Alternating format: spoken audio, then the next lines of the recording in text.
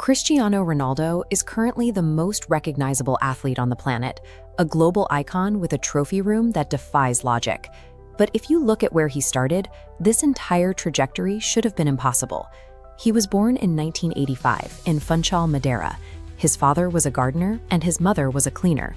It was a life where money was a constant concern, and the next meal was never a certainty. For a child in those circumstances, the dirt fields and narrow alleyways weren't just for play. They were the only available escape from the financial gravity of his surroundings. Even in those early street games, he displayed a specific psychological edge. He was faster than the other kids, but his real advantage was an absolute, terrifying refusal to accept a loss in any form.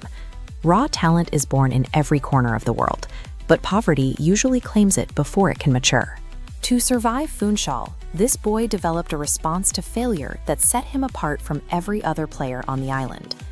The first major test of that resolve arrived at age 12.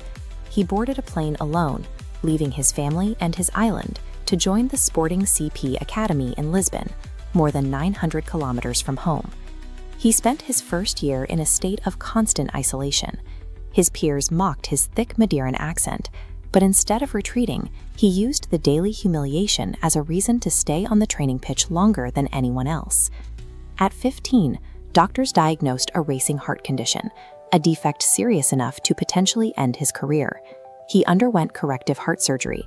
While most take months to recover, Ronaldo was back pushing his limits just days later. By the time he was 16, he had survived the two things that break most young athletes: total emotional isolation and his own mortality. He arrived at the professional level with a tolerance for pressure that made the game itself feel easy. That resilience was on display during a 2003 friendly against Manchester United. His performance was dominant, and the English Giants paid £12 million to sign him on the spot. At 18, he was handed the club's legendary number 7 jersey by Sir Alex Ferguson. It was a shirt previously worn by the club's greatest icons, carrying a weight of expectation that could have crushed a typical teenager.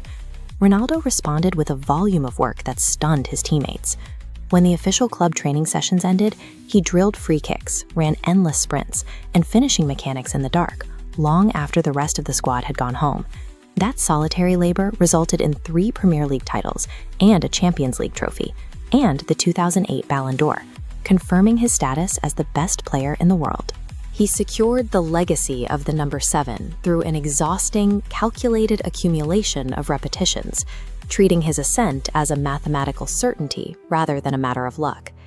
In 2009, Real Madrid paid a record-breaking fee to bring him to Spain, raising the immediate question of whether any player could justify that level of investment. He answered by becoming the club's all-time leading scorer. He shattered scoring records year after year, eventually leading to 4 Champions League titles in 5 seasons.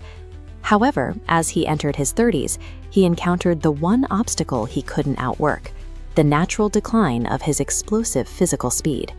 He responded by completely deconstructing his playing style.